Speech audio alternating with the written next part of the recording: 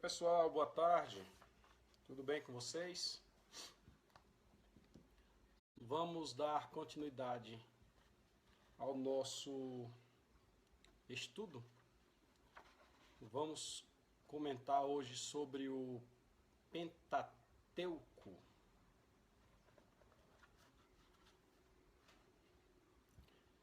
Conforme eu tinha prometido para vocês, eu quero passar para vocês todo o conteúdo de um curso teológico. E nesse momento agora, eu quero passar para vocês o que seja o Pentateuco. Quem é que já entrou por aí? Muito bem, muito bem. Domingo à tarde, depois de tirar aquele cochilo necessário, boa escola dominical, um trabalho muito bom feito hoje na nossa feira municipal.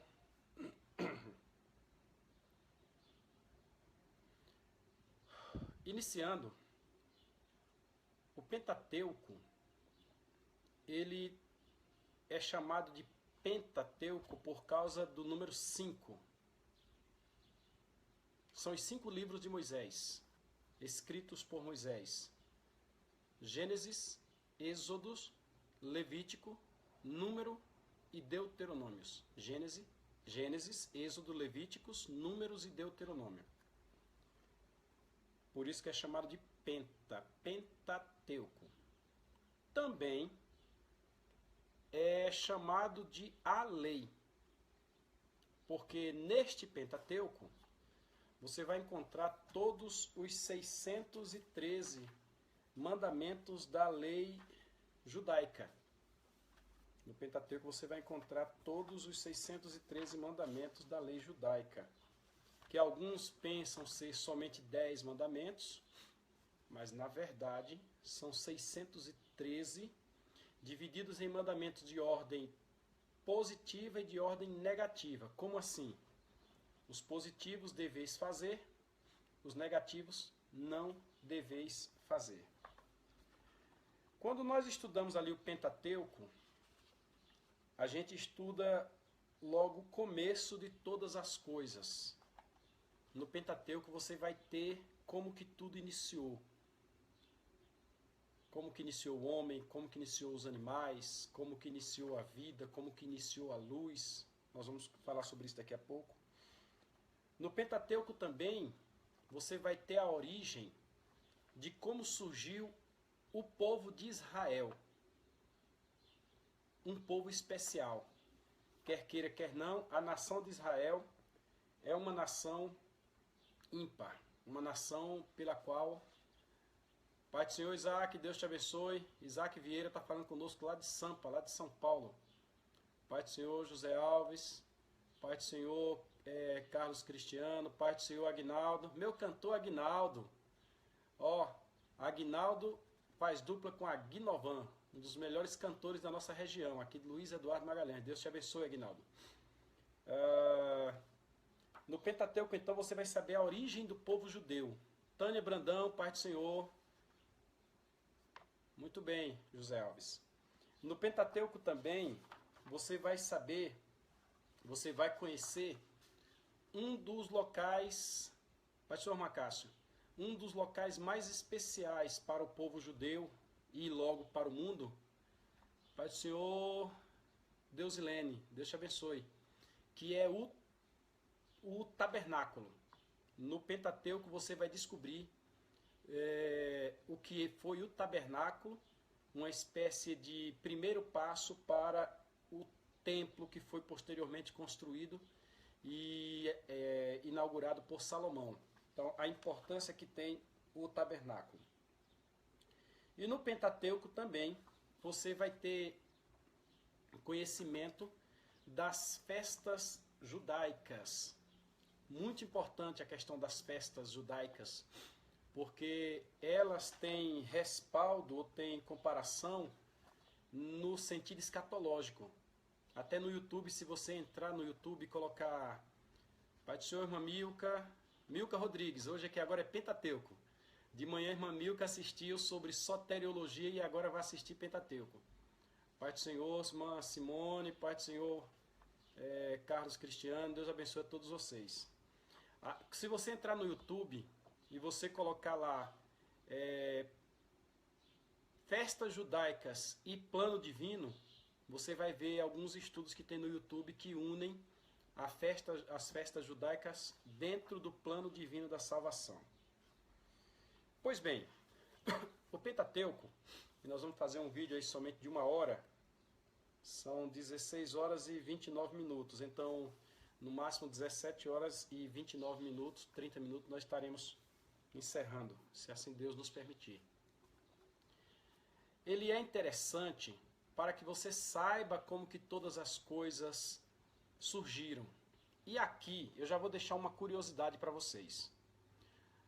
Apesar de na Bíblia, o primeiro livro da Bíblia ser Gênesis, o primeiro livro a estar registrado na Bíblia ser o livro de Gênesis, você vai ter lá Gênesis, Êxodo, Levíticos, Números e Deuteronômio.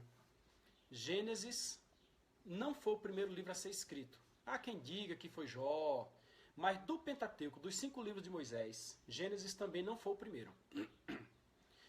Tudo indica que o som está muito baixo. Ô Isaac, eu não sei o que fazer, Isaac, para melhorar aqui. Eu não sei o que fazer, sinceramente. Os demais estão me ouvindo? Os demais estão me ouvindo? Alguém dá um sinal aí, por favor. Tenta ver aí, Isaac. É o melhor que eu tenho aqui. Eu não tenho um microfone próximo e se eu aproximar demais a imagem fica ruim. Mas vamos lá, vamos continuar. Se alguém estiver me ouvindo, vamos. Ó, Milka está dizendo que está ouvindo bem. De repente, Isaac, é o teu aparelho aí que precisa aumentar o som. Ó, Maria Aparecida está dizendo que está bom também. Então vamos à frente. Preste atenção nessa informação aqui, gente. Ó. Preste atenção nessa informação. Gênesis, Êxodo, Levítico, Números e Deuteronômio. Tudo indica que o primeiro livro a ter sido escrito do Pentateuco, do Pentateuco foi o livro de Êxodo. O primeiro livro a ter sido escrito do Pentateuco foi o livro de Êxodo, que foi quando o povo saía do Egito e o Senhor disse a Moisés: escreve. Provavelmente, a partir dali, começou a ser feito o registro, ou os primeiros registros daquela jornada, que é a saída do Egito e o encaminhamento a Canaã. Uma curiosidade, antes da gente aprofundar nisso aí, que eu vou voltar daqui a pouco, é que a saída do Egito e a chegada em Canaã pela terra dos filisteus, que era o caminho das rotas comerciais natural, era uma viagem para ser cumprida em no máximo 15, 17 dias. Aqueles 40 anos que eles passaram no deserto foi realmente o Senhor fazendo uma purificação daquele povo por causa do murmúrio que eles fizeram lá em Cades Barneia. Então, o primeiro livro a ser escrito do Pentateuco, Êxodo. Na sequência, uma sequência natural, Moisés escreve o livro de Levíticos, onde ele começa a registrar o sacerdócio, como que era feito, ele começa a registrar a forma que os sacrifícios deveriam ocorrer. Na sequência, ele registra Números, né? No livro de Números, quando ele passa a falar das tribos, começa a mostrar a origem de cada família. Robson, Deus te abençoe. Deus te abençoe. Como é que tá as coisas por aí? Muito bem. Nós estamos por aqui também compartilhando um pouquinho, Robson. Você é bênção. Aí, gente, é quando surge aquela questão da genealogia, que muita gente não gosta de ler, mas a genealogia faz-se necessário porque ela é como uma espécie de um cartório, para que alguém demonstre a origem, de onde veio, para que alguém prove que ele é daquela família, que ele é daquele povo. Ele então mostra pela sua genealogia. E é tão interessante que Mateus, quando começa a escrever o Evangelho, Mateus faz questão, uma vez que a visão da sua escrita, o objetivo, eram judeus, Mateus faz questão de começar a história de Jesus pela sua genealogia para mostrar que Jesus Cristo veio da linhagem de Davi, que Jesus Cristo veio da linhagem de Abraão, que Jesus Cristo veio da linhagem de Sete, que Jesus Cristo veio da linhagem de Adão. Então, muito interessante. E em números, você está registrado o número do povo que saiu do Egito, por suas famílias, por tribos, por clãs, porque precisava ser registrado. Aí, em quarto lugar, vem o livro de Deuteronômio. E aqui eu gostaria que você prestasse atenção. Hoje o pastor Adejarlan de Barreiras está pregando na igreja do pastor Leônidas. Estarei lá. Amém. Se encontrar Adejarlan, Tânia, diga que eu mandei a paz do Senhor. Adejarlan é meu amigo, meu pastor, meu irmão. Pelo amor de Deus, me dê este privilégio aí. Me faça esse favor. O livro de Deuteronômio, gente, para quem não sabe, assim como lá no livro das crônicas, nos livros das crônicas, Deuteronômio tem uma certa similaridade com Êxodo, com Levíticos e com Números. Eu não sei se vocês já prestaram atenção. Deuteronômio tem uma similaridade com Êxodo, Levíticos e Números. Algumas coisas repete ipsiliter, do mesmo jeito. Aí quando eu estudei a primeira vez, ô meu primo, como é que você está? Você está em São Paulo? MyLink, muito bem, muito bem. Ó, meu primo Enéas, ligado lá de São Paulo. Deus te abençoe, Deus te abençoe. Estamos aqui comentando sobre o Pentateuco, Enéas. Eu resolvi fazer uma sequência de estudos teológicos, fazendo transmissão ao vivo, e esta já é a terceira transmissão. Se você der uma olhada no meu Face aí, você vai encontrar algumas outras transmissões. Deus te abençoe. O Enéas é um dos poucos na nossa família que é evangélico. Deus te abençoe. Aí, o Deuteronômio, gente, ele tem uma peculiaridade. Ele repete. E aqui eu gostaria que você prestasse atenção. Aquele povo que saiu do Egito, segundo dizem alguns, no melhor cálculo, aproximadamente 3 milhões de pessoas, porque era 600 mil homens, fora mulheres e criança. E se um homem tivesse pelo menos... Ó, é mais uma prima, Deus te abençoe. Ó, Enéas, tem mais gente nossa aí, Enéas. Tem mais prima nossa chegando por aí. Lúcia, Deus te abençoe. Se um homem tivesse uma mulher e este casal tivesse pelo menos 3 filhos, então você pega 5 vezes 600 mil, ia dar 3 milhões com segurança.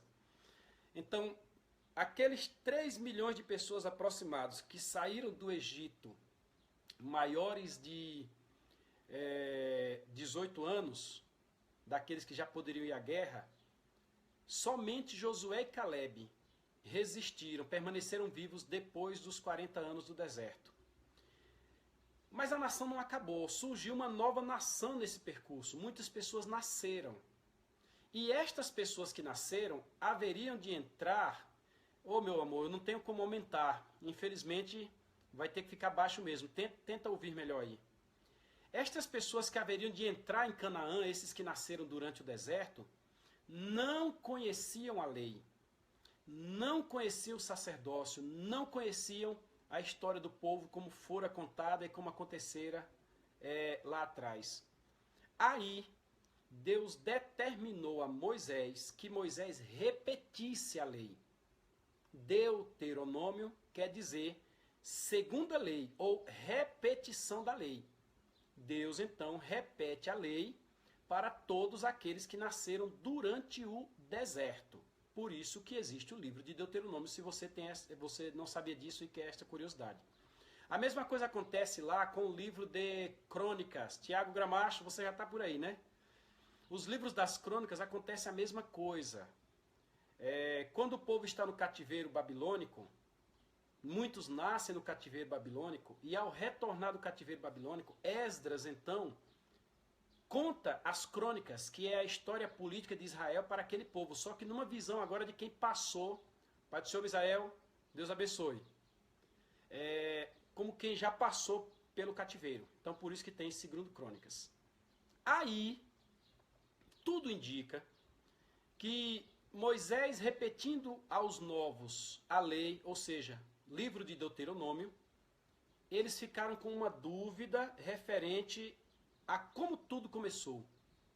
Aí é quando Moisés agora diz: no princípio criou Deus os céus e a terra. Então, nesta dinâmica, nesta ótica, o primeiro livro, que é Gênesis, provavelmente foi o último a ter sido escrito. Nesta ordem, não foi Gênesis o primeiro, a ser escrito, mas para nós também é de sua menor importância, porque, Tiago, Deus te abençoe. Isaac, se o senhor tiver um fone de ouvido no celular, coloca e fala por... Não, Isaac, não tenho. E eu mexer aqui agora vai ficar meio complicado, Isaac. Vou tentar fazer desta forma mesmo. Desculpa aí por essa vez. Aí, gente, surgiu os 5 livros de Moisés, né? O Pentateuco. Inclusive, estes livros são tão importantes, mas...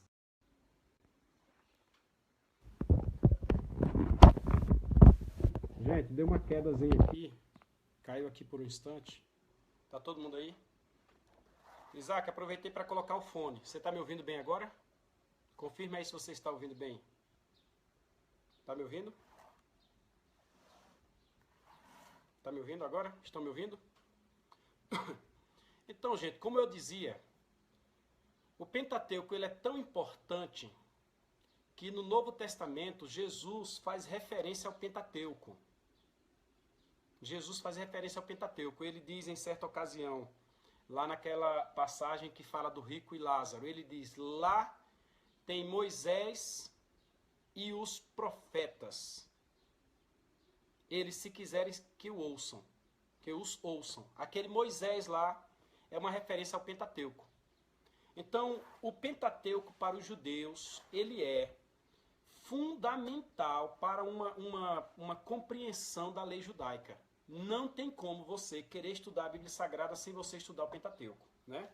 Especialmente porque no Pentateuco você vai ter a origem de todas as coisas. Por exemplo, aqueles que concordam com o dispensacionalismo, né? Que seriam as dispensações, as 7 dispensações, inocência, consciência, governo humano, patriarcal, lei, graça e milenial, vai encontrar base para isto no Pentateuco. O Pentateuco vai ter pelo menos 3 ou 4 dessas dispensações. Por exemplo, dispensação da inocência está no Pentateuco, dispensação da consciência está no Pentateuco, dispensação do governo humano está no Pentateuco, que começa no capítulo 9 do livro de Gênesis.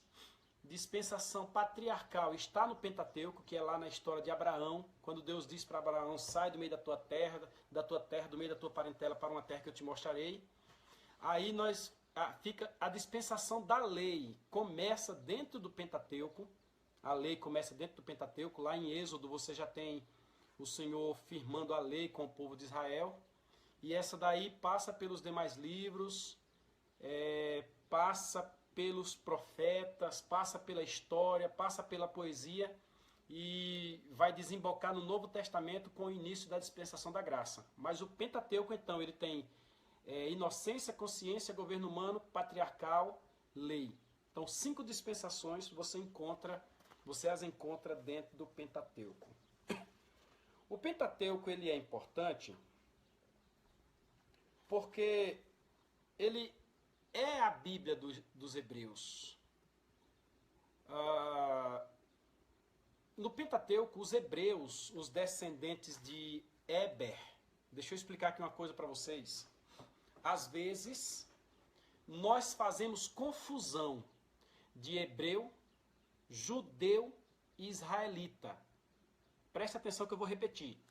Hebreu, judeu, israelita. Nós fazemos uma certa confusão com relação a isso aí. E você precisa ter isso bem fixo na sua mente, para na hora que você for ler o texto, você saber de que está se referindo. Porque uma palavra já lhe traz uma gama de informações. Quando a Bíblia se refere a hebreu, ela está se referindo ao sangue. Hebreu é o sangue. São aqueles que são descendentes de Éber. Abraão era hebreu. Então, quando o povo está no Egito, o povo é hebreu. O povo ainda não é israelita. Não tem israelita no Egito. Às vezes, alguma Bíblia, numa outra tradução, há os israelitas, mas eles ainda não são israelitas no Egito. Porque eles ainda não são uma nação. Eles são uma família que cresceu no Egito, descendentes de um parente comum chamado Éber. Então eles são hebreus, é uma questão de sangue. Eu nunca vou conseguir ser um hebreu. Eu nunca serei um hebreu, porque o meu sangue não é hebreu. O meu sangue, como tem meus primos aí que estão entrando no grupo, ele veio de Portugal, da Ilha da Madeira. Eu tenho uma mistura de sangue europeu com uma mistura de sangue africano.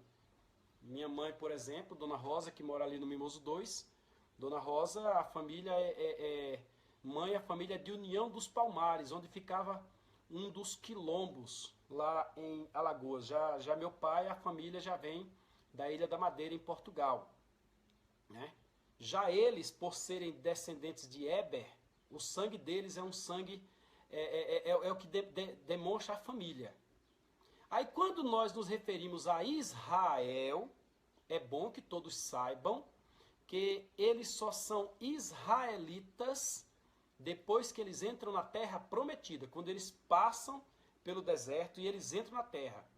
O professor Caramuru, a quem eu deixo aqui o meu abraço e meus préstimos, um grande homem de Deus, evangelista da obra do Senhor lá em São Paulo, ele explica num dos seus vídeos que para ser nação precisa ter povo, lei, território e costumes. Aí você tem uma nação.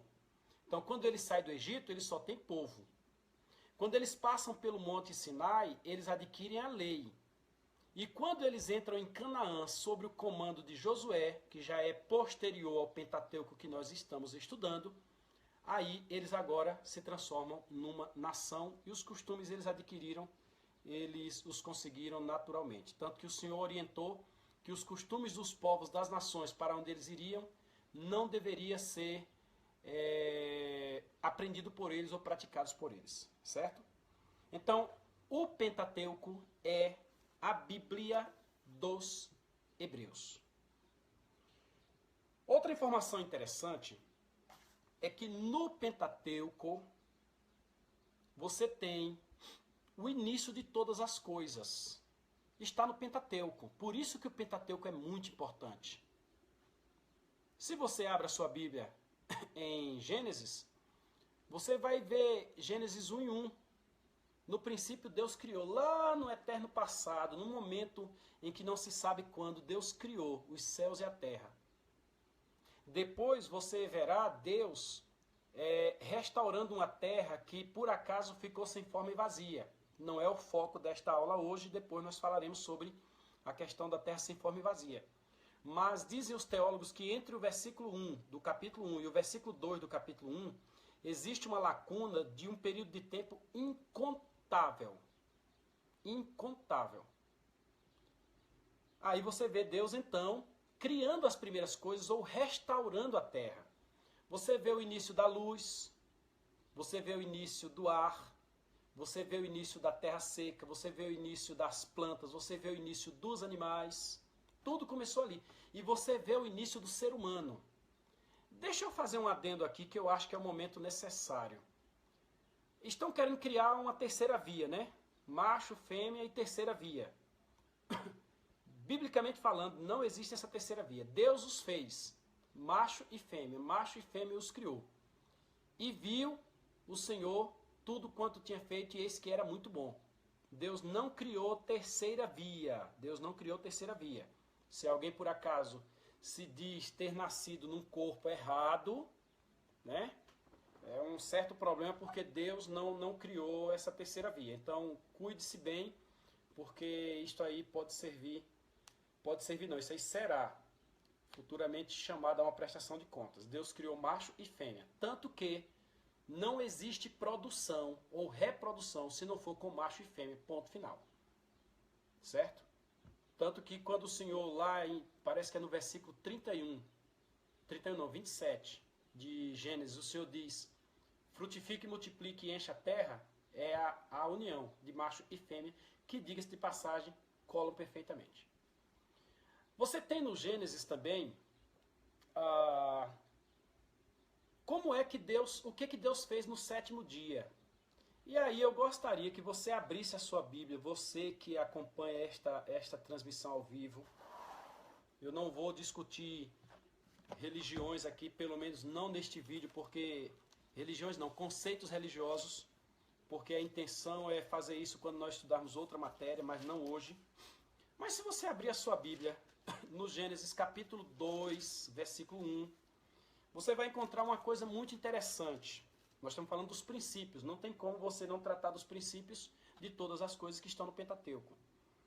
E no Gênesis capítulo 2, versículo 1, você vai ver que Deus acabou a obra no céu e na terra. Deus fez obras no céu e na terra. E no versículo 2, ele vai dizer claramente: havendo Deus acabado no sétimo dia, primeiro, segundo, terceiro, quarto, quinto, sexto, sétimo, presta atenção. No primeiro dia, Deus fez luz para separar luz e trevas. No segundo dia, Deus fez a divisão de céu e terra, né? Céu e terra. No terceiro dia, Deus fez terra seca e águas.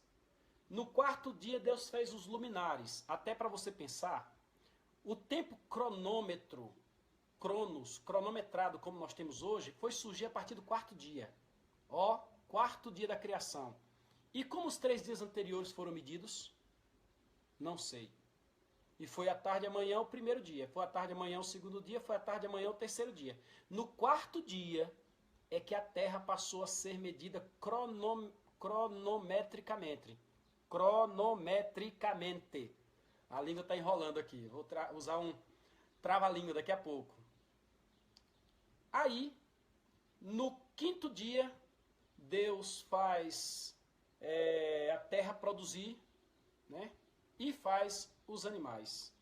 No sexto dia, Deus faz o homem e encerra a criação com o homem. O homem é a obra-prima da criação. Gênesis 8:31 diz assim: e viu Deus tudo o que tinha feito, e eis que era muito bom. E houve tarde e manhã, este foi o sexto dia. Mas no sétimo dia, está aqui em Gênesis 2:2, havendo Deus acabado no sétimo dia a obra. Deus não acabou a obra no sexto. No sexto dia, Deus acabou a criação. Criação.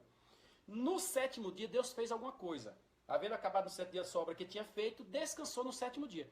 Eu não sei até que hora do sétimo dia Deus trabalhou. Mas o certo é que ele trabalhou. E se você for lá para o versículo de número 8 do capítulo 2, você vai ver que Deus plantou um jardim no Éden, da banda do Oriente, e pôs nele o homem que havera criado. Deus fez o homem no sexto dia, encerrou o sexto dia com a criação do homem. Aí, Deus planta um jardim, plantar, até o sexto dia foi criar, fazer existir no sexto dia.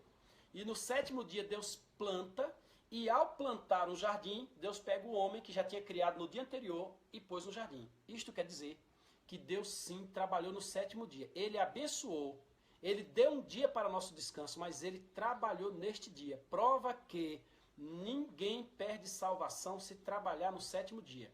Inclusive, Jesus disse bem assim: quem é de vós que um jumento caindo num poço não vai tirá-lo no sétimo dia?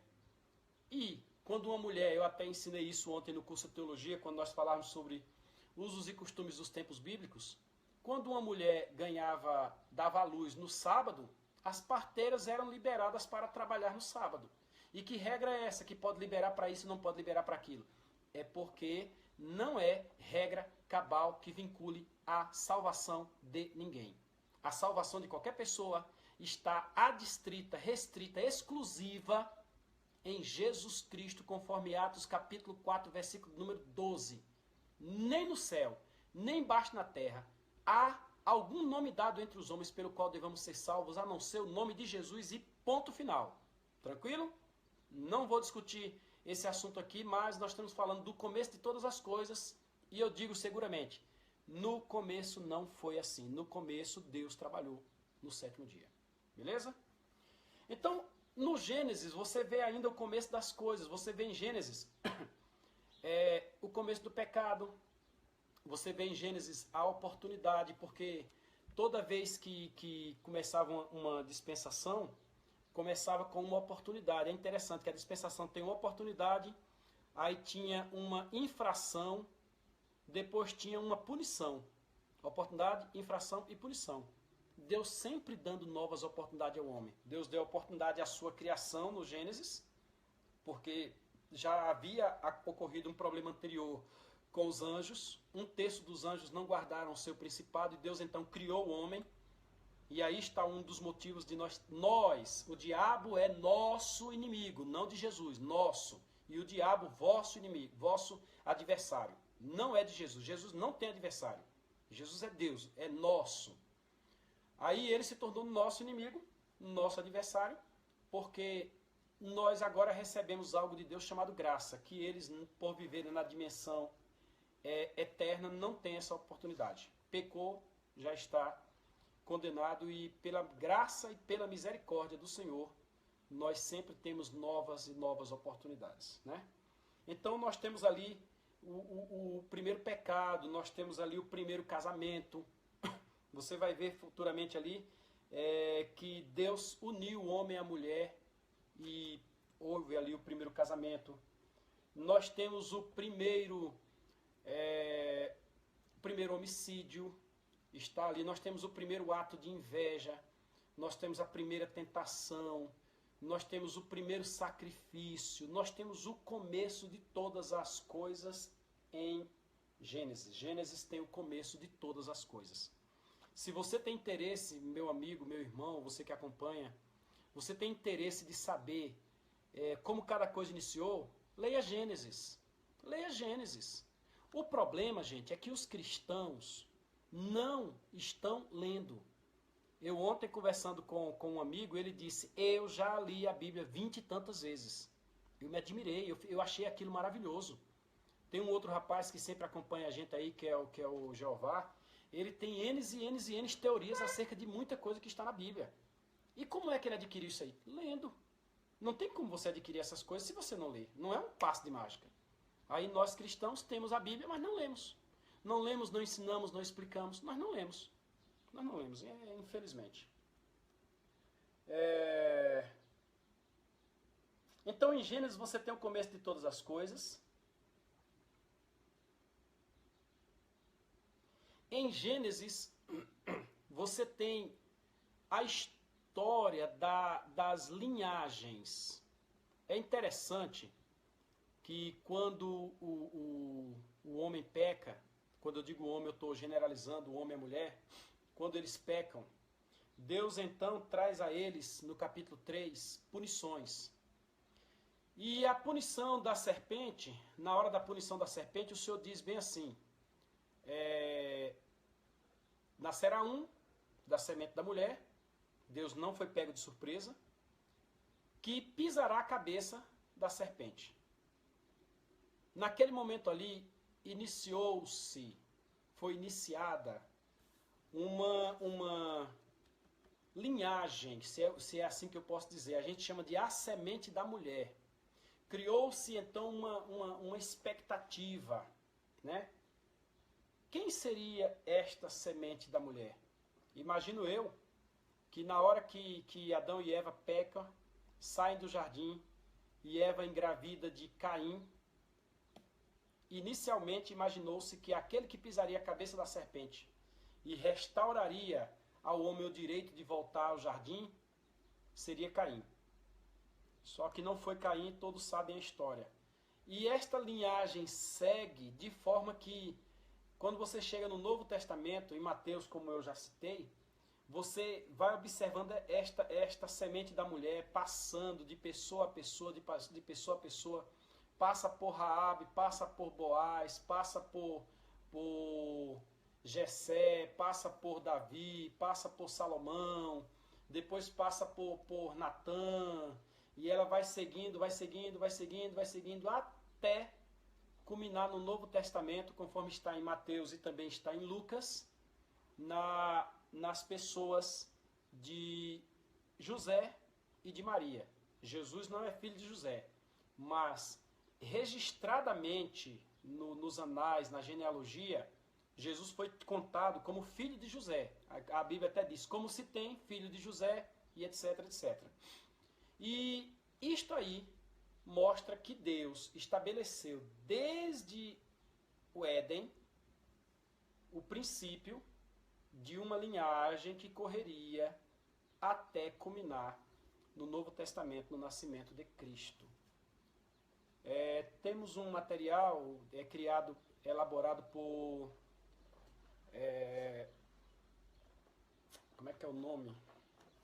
Plano Divino através dos séculos. Lawrence Olson. Onde Lawrence Olson mostra no material o rastro da serpente. Se alguém se interessar por esse material, o meu WhatsApp é 077 99906 2622. Me mande um WhatsApp pedindo este Plano Divino através dos séculos que eu te retorno. Ou então vá direto no Google e coloque o Plano Divino através dos séculos. Você vai encontrar. Só que paralelo ao rastro da serpente que registra lá em Gênesis, que Lawrence Olson registra no seu livro, no seu Plano Divino através dos séculos, mostrando que a serpente está desde a queda de Satanás, a tentação do homem, e ela vem passando pela história até culminar na grande tribulação, porque ela estará presente na grande tribulação, faz parte da trindade satânica. A semente da mulher surge lá em Gênesis e ela vem passando por todo o contexto do Antigo Testamento até chegar no Novo Testamento, na pessoa de Jesus Cristo. E você só vai entender se você ler. Não adianta somente ler o Novo Testamento, você tem que ler o Pentateuco. O Pentateuco, assim, ele mostra alguns momentos, lá em Gênesis, mostra alguns momentos da história para você compreender. Mostra o homem no Éden, num período que não se sabe quanto tempo ficaram. Lembre que os 3 primeiros dias, o tempo era Kairos, não era Cronos. E depois que o homem é criado e colocado no Éden, não tem uma data. O homem ficou 10 anos, não tem esse período. O homem ficou no Éden por um período extraordinário. Existem algumas teorias, eu também não vou discuti-las aqui agora. A questão de Adão e Eva terem tido filhos dentro do jardim. Alguns obreiros cuidadosos e ortodoxos da igreja dizem que não, mas eu encontro base para isso, mas não vou discutir isso aqui agora. De sorte que há um momento no jardim. Quando o homem peca, há um outro momento fora do jardim. Fora do jardim. Adão, Eva, seus filhos, fora do jardim. É o momento que surge Caim, que surge Abel, que Caim mata Abel. É o momento que Caim foge para uma terra que já existia naqueles dias. É o momento que os filhos de Deus veem as filhas dos homens, que também basa o mesmo entendimento de filhos dentro do jardim, não vou entrar nisso aí agora também. É um momento que surge Lameque, um Lameque descendente de Sete e um Lameque descendente de Caim. E o Lameque descendente de Caim é alguém muito ruim. Quando Caim pecou, Deus colocou uma marca sobre Caim e determinou que por aquela marca era para que todos soubessem que aquele era Caim, a fim de que ninguém o matasse, porque se alguém matasse ele, haveria uma punição bem maior. Haja vista que o pecado do homicídio é o pecado que Deus mais abomina. Ouça o que eu estou dizendo. Não estou falando da blasfêmia contra o Espírito Santo. Eu estou dizendo que é o pecado que Deus mais abomina. É lógico que Provérbio diz algumas coisas eu abomino tal, mas o homicídio ele é muito pesado, porque o homicídio tira do homem a presença de Deus na terra. A presença de Deus na terra está por nossa causa. É em nós que está a presença de Deus. Quando a vida de um homem é tirada, a presença de Deus é tirada da terra. Sem falar que aquele mesmo que foi morto, teve sua vida ceifada, ele perdeu oportunidades. Ele não vai mais se arrepender. Ele não vai mais poder ser usado pelo Senhor. Então é um pecado horrível. Aí Lameque, descendente de Caim, digamos que o Lameque mau, o Lameque ruim, se tornou como é que eu vou dizer, tão arrogante, que Lameque chegava a matar um homem se ele somente pisasse no seu pé. Imagine a quantas estava o mundo naquele dia. A violência estava extraordinária. E a coisa é tão exorbitante que no Novo Testamento registra-se assim como foi nos dias de Noé. Porque os dias de Noé se tornaram uma referência negativa. Nós estamos aí nos dias de Noé, depois do dilúvio, depois da expulsão do jardim, antes do dilúvio. Mas, como todos sabem, a Bíblia registra que veio o dilúvio. E o dilúvio vindo, ali nos capítulos 5 e 6, 7, 8, 9 de Gênesis, o dilúvio ele acabou com toda a população da terra, salvo Noé, seus 3 filhos, sua esposa e suas 3 noras.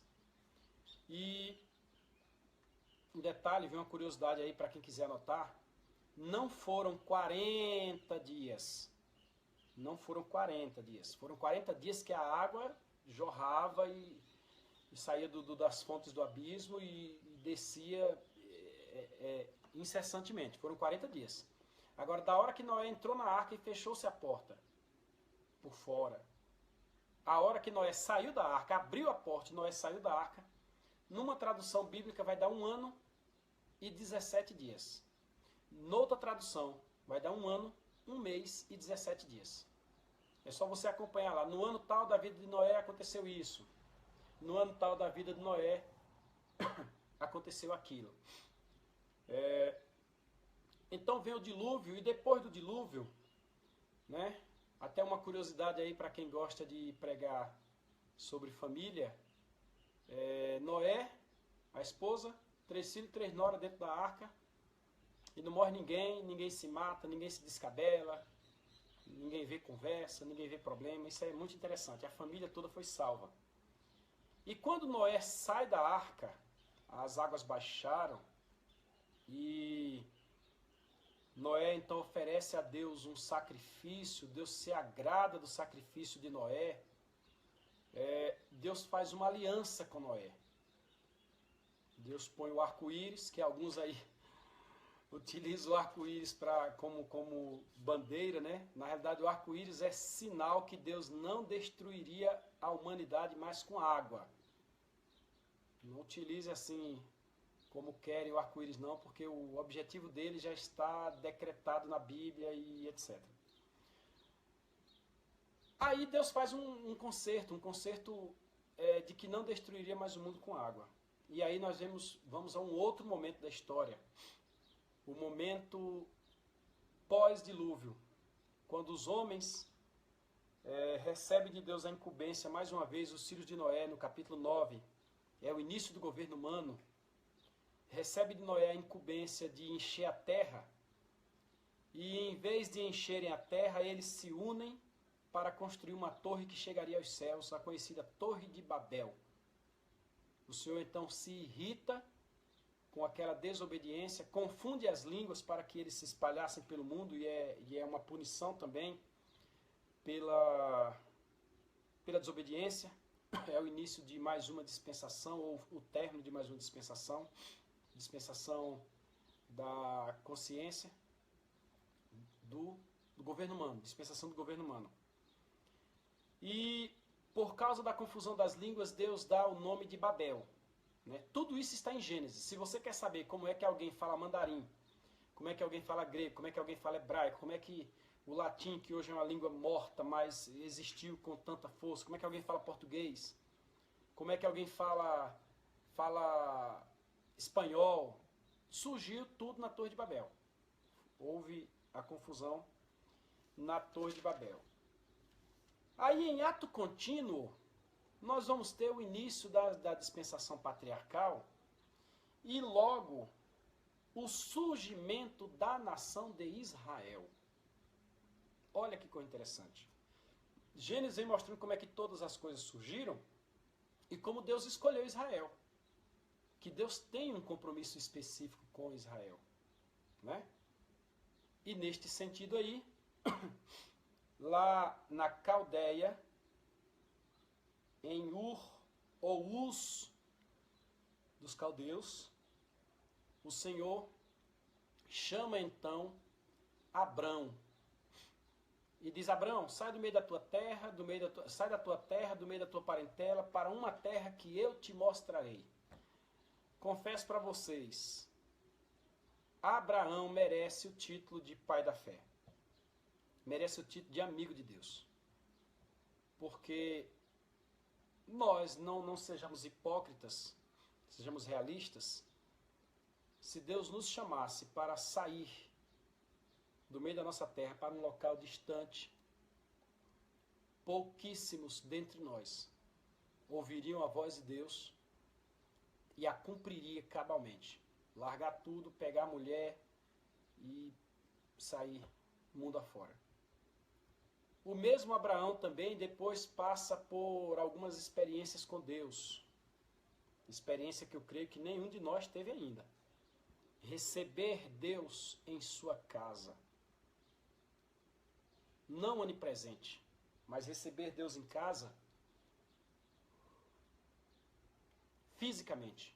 Deus pode materializar-se. E Abraão recebeu 3 personagens de casa, que a melhor compreensão é que ali era Deus. E Abraão ainda ofereceu-lhe sacrifício, ele recebeu. E ele abençoou Abrão, né? Foi quando o transformou em Abraão. E a Sarai o transformou em Sara. E sendo ele velho, 99 anos, Deus lhe dá um filho. Aí Abraão tinha agora uma esperança na vida, um filho. Porque Deus disse: eu te farei uma grande nação. Mas como fazer uma grande nação de um homem que está velho? Que não tem mais tanta perspectiva de vida como tem um jovem. Aí Deus nos mostra como é que ele preparou a nação de Israel. Deus então dá um filho a Abraão. E mais uma vez Abraão merece o título de servo de Deus, de vaso. Tem muita gente aí que diz: eu sou profeta, eu sou servo de Deus. De boca. Vai ser crente como Abraão. Filho, aproximadamente ali, uma idade entre 13 a 27 anos. Isso aí é uma discussão muito longa, não vem o caso aqui agora, mas um moço bonito, a esperança de Abraão. E Deus chega para Abraão e diz: eu quero teu filho em sacrifício. E Abraão pega o filho dele, leva ao monte e oferece o menino em sacrifício. É preciso ser muito crente. Confesso para vocês. Tenho um filho de 15 anos, meu filho é um amor, é a minha paixão. Eu peço a Deus que não me faça um pedido deste. Sinceramente, sem arrodeios, porque, irmãos, não seria fácil. Principalmente nos dias atuais, com a legislação que nós temos. Acabei de falar aí do homicídio. Não seria fácil, né? Mas Deus pediu a Abraão, e Abraão pegou o seu filho, ofereceu em sacrifício, e no coração Abraão dizia: eu obedecerei, porque Deus pode das cinzas suscitar de novo meu filho. Ou seja, se meu filho, depois de oferecido sacrifício, depois de queimado, só tiver as cinzas, Deus pode restaurá-lo. E aí, Deus então faz de Abraão uma grande nação. Deus manda um cordeiro, o filho não vai sacrificado. Deste filho de Abraão, Isaac, um homem de uma personalidade extraordinária. Isaac tem filhos, Jacó e Esaú. De Jacó, que teve o nome mudado para Israel, Deus estabelece 12 nações, 12 filhos. Destes 12 filhos, um desce ao Egito cativo, que é José, e lá se transforma um dos governantes do Egito. E por causa de José, a nação de Israel, que chega lá com 70 pessoas, sai, como disse há pouco, com 3 milhões. E aí surge Israel, a herança peculiar de Deus. O povo escolhido por Deus para ser nação sacerdotal. Então, Gênesis você vai ter a origem deste povo especial de Deus. Em Gênesis, ainda no Pentateuco, você vai ter uma parte importante que já em Gênesis não, já em Êxodo, que é como Deus tirou o povo do Egito.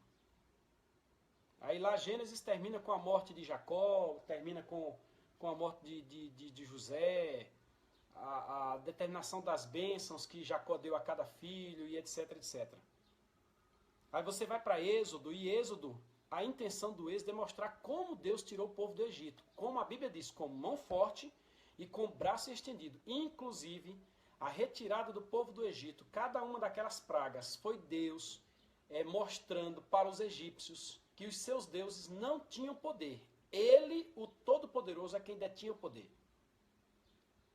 Então, os egípcios, vendo que os judeus cresciam muito, porque os judeus, por causa de José, os hebreus, perdão, não são judeus ainda. Judeu é por causa de religião, eu não expliquei. Hebreu por causa de sangue, israelita por causa da nação e judeu por causa da religião. Eles só serão judeus depois do cativeiro babilônico. Só serão israelitas depois que entram na terra de Canaã. E são hebreus depois de Abraão. De Abraão até chegar em Canaã, eles são tratados por hebreus.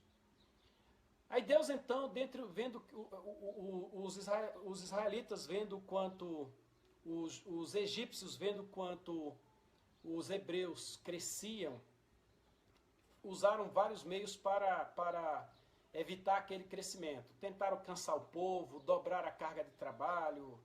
Disseram que foi nesta época que as pirâmides do Egito foram construídas, aquelas obras magníficas, estupendas, extraordinárias, e que foi feito com trabalho escravo judeu, dizem alguns historiadores, na época de Tutankhamon, né?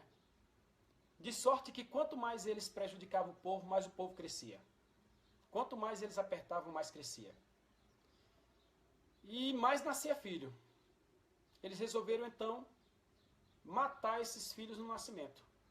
Contrataram parteiras, Sifra e Puá, e dizia, quando elas forem ganhar os filhos, vocês matam. Sufocam ali na hora e diz que nasceu morto. E as parteiras, temente a Deus, não fizeram isso e dizia que as hebreias, elas eram mais espertas que as egípcias, não esperavam a parteira. Quando a parteira chegava, a criança já teria nascido, e assim, neste contexto, nasceu também Moisés. E Moisés tem a história que era muito bonito e a mãe o escondia entre os juncos.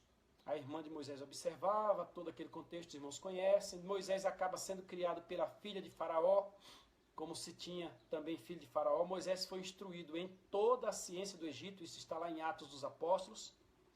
Moisés, então, que agora passa a ser o personagem principal neste momento do Êxodo, Moisés, então, tem sua vida dividida em 3 etapas, 40, 40 e 40, pois morreu com 120 anos. 40 anos Moisés passa estudando no Egito, aprendendo. 40 anos Moisés passa em Midian, fazendo uma espécie de uma pós-graduação e aprendendo a ser humilde, porque no Egito Moisés era filhinho de papai, era o filho da princesa, diga-se de passagem. Moisés tinha autoridade até para matar um homem como ele matou. Moisés era príncipe. Tocar em Moisés era tocar num Deus. E depois desse período ele passa mais 40 anos no deserto. O sol chegou aqui, chegou com muita força, mas deixa ele aí, não vou mexer com ele não. Eu acho que ficou até mais claro para vocês. 40 anos no deserto. Então a vida de Moisés é dividida em 3 partes.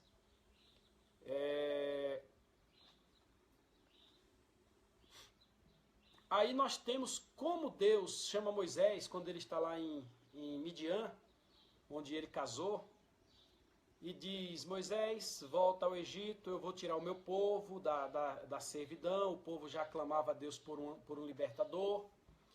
Moisés já tinha perdido, preste atenção, alguns que dizem que Moisés era gago. Moisés não era gago.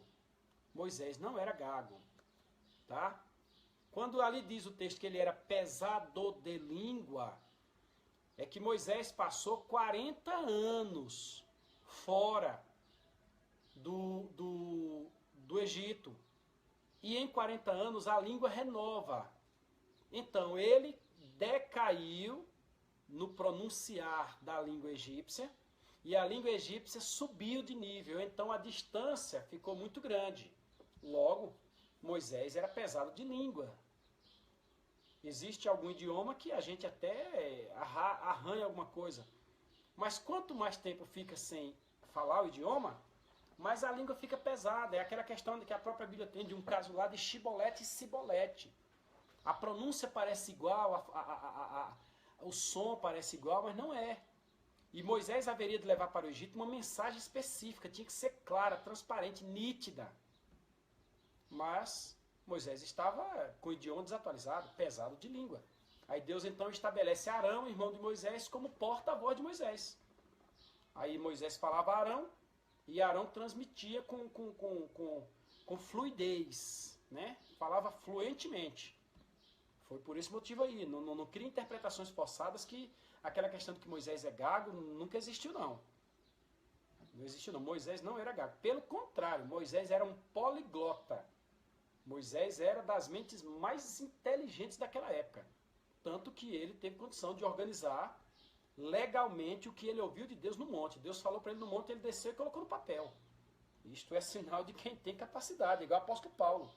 Eu não vejo no Novo Testamento um homem com a capacidade do apóstolo Paulo. Inclusive, deixo para você que se quer ser usado por Deus...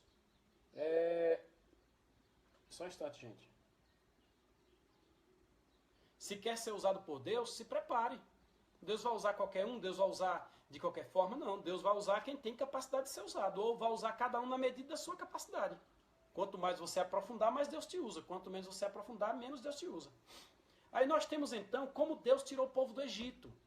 Que é o Pentateuco tem este fim.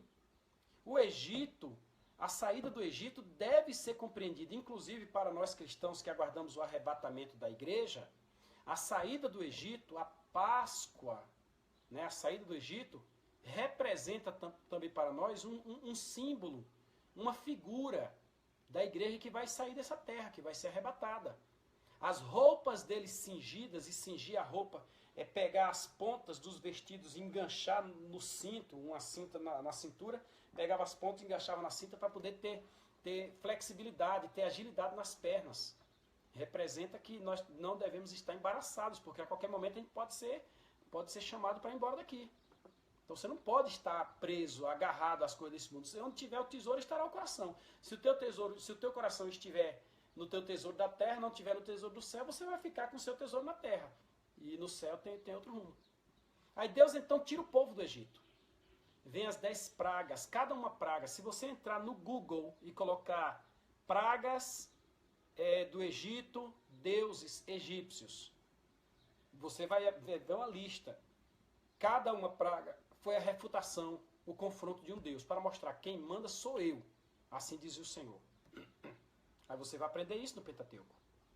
Quando Deus então tira o povo do Egito, o Senhor estabelece a Páscoa, né, ali no mês de Nisan, ou Abib, no dia 14 do mês de Nisan. E a Páscoa, gente, é um memorial, assim como para nós o é a Santa Ceia. Para que a Páscoa? É para que nunca esquecesse do que aconteceu. Sabe quando você tem uma cicatriz, e eu tenho uma cicatriz aqui nesta mão, não dá para vocês verem, mas eu tenho uma cicatriz aqui nesta mão, e toda vez que eu passo o dedo nesta cicatriz, eu lembro que eu cortei esta mão num arame. Eu lembro exatamente a cena. Então Deus criou algumas festas, alguns acontecimentos para servir de memória. Era tão interessante que quando o povo atravessou o Mar Vermelho, depois da última praga, que foi a morte dos primogênitos, Deus atravessou o povo pelo Mar Vermelho. Lá do outro lado, eles tiraram de dentro do mar 12 pedras e colocaram lá fora, para que futuramente, quando os filhos perguntassem o que foi isto, eles dissessem, isso aqui foi tal coisa. O mesmo aconteceu lá no Rio Jordão. E aquelas pedras, pai, são de quê? E o pai poder ensinar o filho. Observe você que é pai. Se você não está ensinando o seu filho as verdades bíblicas, você está perdendo. Você está perdendo. Porque você é quem tem a obrigação de ensinar a teus filhos as verdades bíblicas. Os judeus tinham esse costume. Se você não ensinar, quem vai ensinar? Agora, para isso, você precisa aprender para você mesmo, né? Então, nós temos a saída do povo do Egito para mostrar que quem tirou o povo do Egito foi Deus. Foi Deus. Não foi ninguém. Foi Deus. Quando o povo sai do Egito, tem ali o episódio de Mara, tem ali o episódio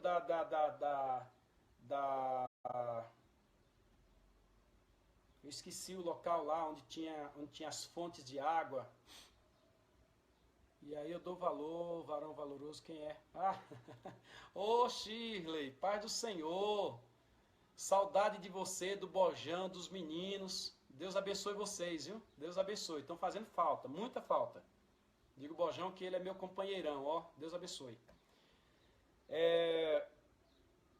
Aí eles chegam no Egito, gente. Chegam no Monte Sinai. E aqui uma dúvida, só uma curiosidadezinha. Alguns chamam de Monte Sinai, outros chamam de Monte Horebe. Gente, Monte Sinai e Monte Horebe dá na mesma coisa. Sinai e Horebe é a mesma coisa. A diferença era o local de onde olhava o monte. Se olhava o monte a partir do Egito, Sinai. Se olhava o monte a partir de Midian, Horebe. Estou em Midian olhando para aquela cordilheira, cordilheira do Horebe. Estou no Egito olhando para aquela cordilheira, cordilheira do Sinai. É só isso, não tem dúvida. Outro dia alguém perguntou, mas aqui tem um erro. Não, irmão, não tem erro. Não tem erro. É igual à cidade que eu moro, muitos ainda a chamam de Mimoso. Ela hoje é Luiz Eduardo Magalhães. Acordei agora. Boa tarde. Ô, Lila, parabéns. Olha aí, Shirley. Lila fica perdendo tempo, tá vendo? Ela dormindo de touca, perdendo o estudo aí, ó. Carlos Simão, Carlinho, minha deferência, Deus te abençoe, evangelista da obra do Senhor, grande homem de Deus, evangelista Carlos Simão, Deus te abençoe, Carlinho, estamos por aqui. Então, quando chega no Sinai, este povo que acabou de ser libertado do Egito, e ali tem umas questões interessantes, o povo ia por um caminho, depois voltaram, Faraó pensou que o povo estava perdido, nós não vamos entrar nisso aí. Deus dá a lei ao povo. E uma coisa interessante, gente, é que depois que a lei é dada ao povo, eu vou correr porque já completou 1 hora, né? Já completou 1 hora que nós estamos estudando. Inclusive, nesse exato momento está completando 1 hora, eu quero encerrar. Quando Deus entrega a lei ao povo, Deus sobe com o povo até o limite do início da terra de Canaã. Moisés deixa o povo em Cades Barneia. E aqui eu falo do meu saudoso professor Damião Ferreira Nobre. Quem me ensinou isto foi o presbítero Damião Ferreira Nobre. Deus abençoe a todos os nobres, o Iraque, Iracema, Iraíde, Ismael, Isaac, a todos. Deus abençoe vocês. Vocês, a irmã Euda Nobre, Deus abençoe vocês. Deus abençoe vocês. O irmão Damião fez um trabalho que ainda hoje repercute. E na minha vida repercute. Isso aí eu aprendi com ele. O irmão Damião pegava uma cartolina e desenhava. Carlinho, leve o abraço ao pastor José Jaime, viu? Deus abençoe o pastor José Jaime. Aí Damião desenhava na cartolina e eu lembro perfeitamente do desenho que ele fez, mostrando Moisés subindo até o limite. Deixou o povo em Cades Barneia e subiu até o limite da terra de Canaã. Mandou os 12 espias. Então o povo poderia ter entrado ali. Só que a murmuração que é presente na vida de muito crente, preste atenção, você que murmura, não sabe agradecer. A murmuração presente na vida de muitos crentes fez com que os 40 dias que os espias passaram lá servissem para eles de 40 anos. Eles já estavam há cerca de 2 anos, isso aí já estava com quase 2 anos que eles tinham saído do Egito. Aí agora, eles murmuram, a terra tem gigantes. Só Josué e Caleb que dizem, não, a terra tem gigantes. É verdade. Mas a terra mana leite e mel.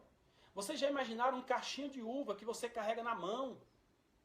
Ser carregado por 2 homens com um varal atravessado no cacho de uva, no ombro de um homem, no ombro de outro, para carregar um cacho de uva, isso é bênção. E se você observar, como eu disse no vídeo anterior, Israel estava num local privilegiado. Terra que mana leite e mel. De um lado, banhado pelo oceano, pelo mar Mediterrâneo. Do outro lado, você tinha o Rio Jordão, que inclusive tinha oásis naquela região, Gileade.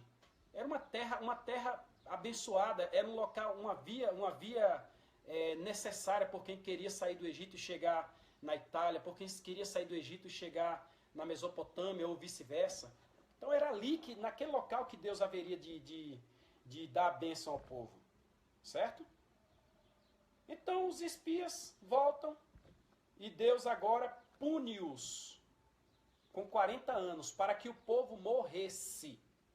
40 anos no deserto para que o povo morresse. Aí o povo ficou dando voltas.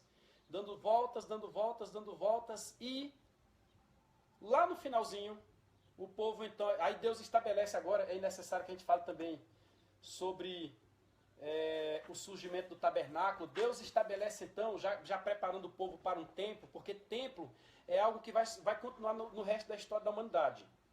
Não só os templos de hoje, né? Mas o templo milenar. Nós temos aí no novo céu e na nova terra que o Senhor, Ele mesmo estará conosco num novo templo. E lá atrás ele já ensinava este povo, já acostumava este povo a servi-lo num futuro templo. Ele estabelece o tabernáculo. O tabernáculo com o átrio, o tabernáculo com um lugar santo, um lugar santíssimo. Ele estabelece o tabernáculo, ele estabelece os sacrifícios. Ele começa a dar a ideia de perdão de pecados. Na realidade, cobria os pecados, não perdoava, cobria os pecados.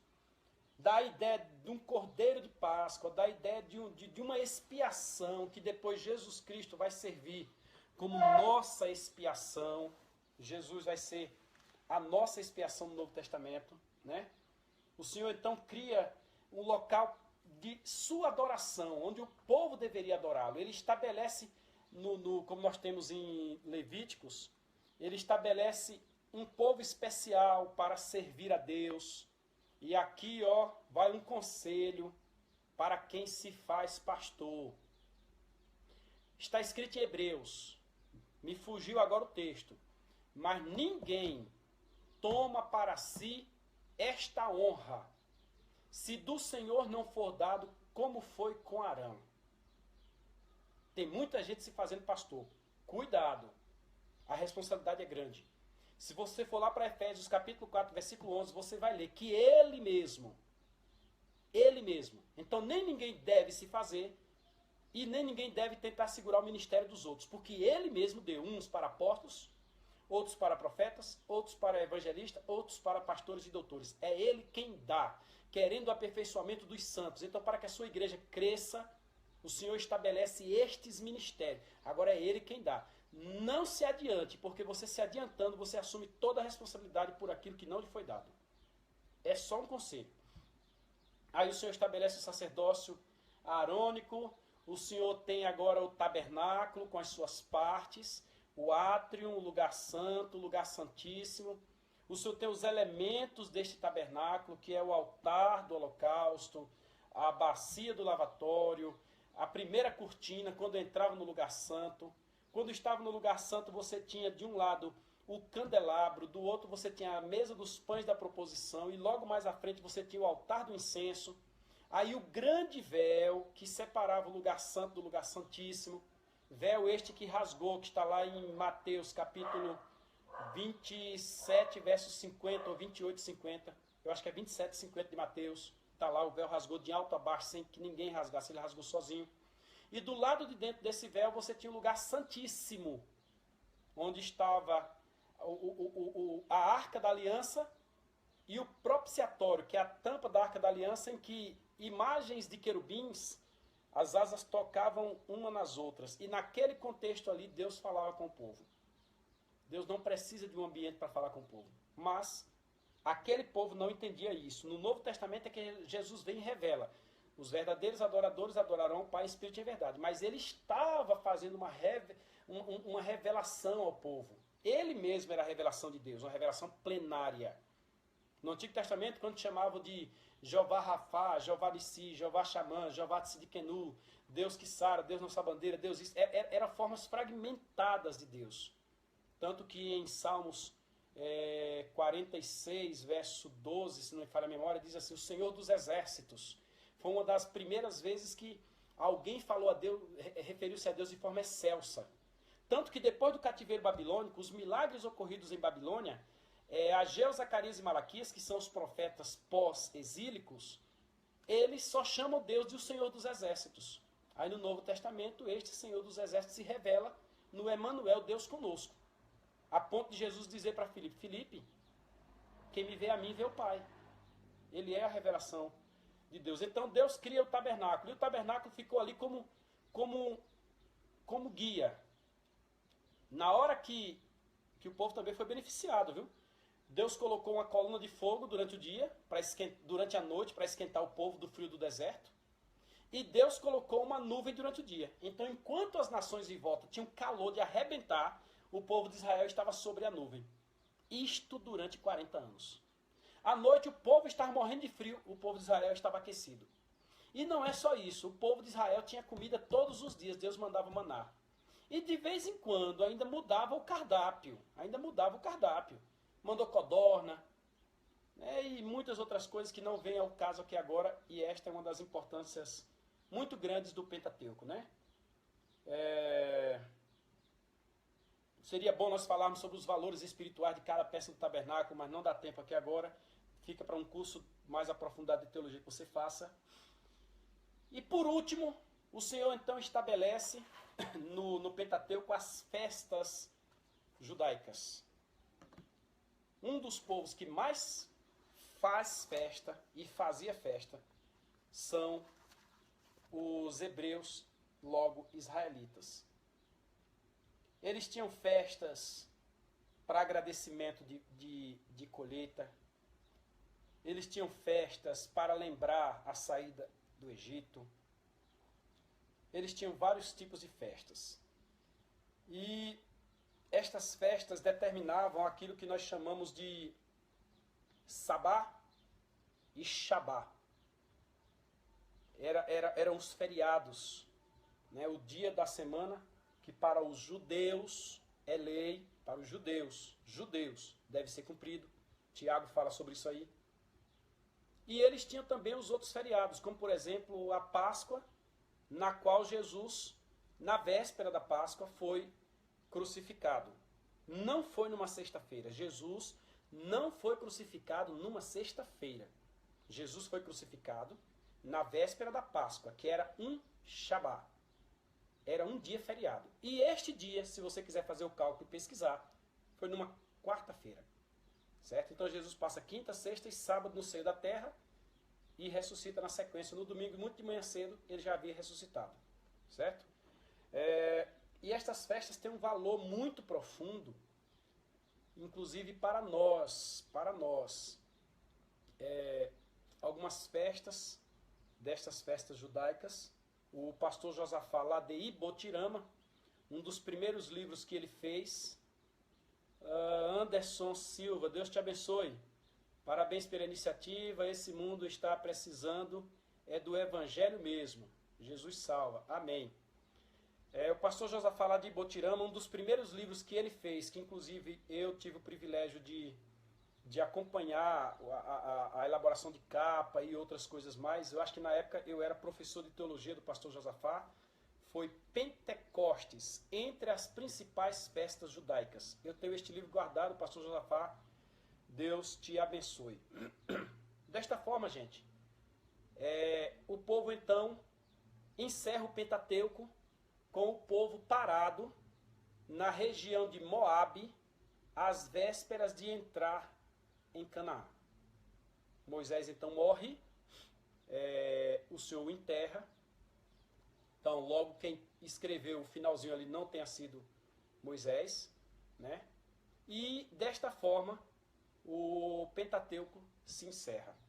Não tem como você adentrar nos livros históricos, Josué, Juízes, Ruth e outros livros, você passar pelos poéticos, você passar pelos proféticos, se você não compreender o Pentateuco. Inclusive o Novo Testamento, até o livro do Apocalipse. E agora eu vou fazer menção mais uma vez ao saudoso presbítero Adolfo Barbosa Lopes, homem que muitas vezes na sua simplicidade ensinava na igreja e seus ensinamentos marcavam minha vida. Vou citar um dos ensinamentos. Ele dizia que lâmpada para os pés e luz para o caminho era um carro de farol baixo, para ver os buracos que estão aqui perto e de farol alto para identificar o obstáculo à distância. Muito sábia esta explicação do presbítero Adolfo Barbosa Lopes, que veio lá da região de Irecê e foi um grande obreiro aqui em Luiz Eduardo Magalhães, hoje de saudosa memória, faleceu no Rio de Janeiro. Mas ele dizia também que Gênesis, Pentateuco, e Apocalipse, o último livro da Bíblia, estavam ligados. Ele dizia que aquilo que nós perdemos em Gênesis, nós vamos recuperar em Apocalipse. Então, aquilo que Deus programou, preparou para o homem, a árvore da vida, lá em Gênesis, o homem foi impedido de continuar comendo dela ou de comer dela. É um pouco complicado falar sobre isso aí agora. Lá no Apocalipse vai ser restaurado. Lá nós teremos o rio da vida, lá nós teremos o maná escondido, lá nós teremos muito mais coisa que é fruto do que está no Pentateuco.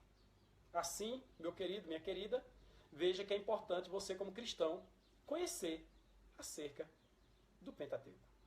Espero que esse vídeo te ajude de alguma forma. Se você puder, compartilhe. E seguindo aí uma orientação do evangelista Carlos Simão, se alguém quiser um certificado, vá que algum pregador não fez um curso de teologia, que é um certificado que diga que você estudou Pentateuco, você já tem introdução bíblica, tem Pentateuco, que esse é o segundo vídeo, nesta linha, é o terceiro vídeo, mas o segundo nesse entendimento, estará no site lá do Carlos Simão. Aí você se inscreve, paga lá o valor do certificado, você vai receber um certificado, e o valor que você pagar, a parte que tocar a mim, ela vai exclusivamente para a Secretaria de Missão da nossa cidade, tá bom? Deus abençoe. Logo mais traremos um outro vídeo. Eu creio que, tendo nós falado de Pentateuco, o próximo vai ser história. Numa sequência lógica, eu acho que história do Antigo Testamento, história de Israel é a linha sequencial. E aí você vai aprender sobre Josué, Juízes e os outros livros históricos da Bíblia. Deus abençoe, um bom domingo. E se você não é cristão ainda, meu irmão, meu amigo, aceita Jesus como Salvador, pois é nele que nós temos a vida eterna. Um abraço a todos.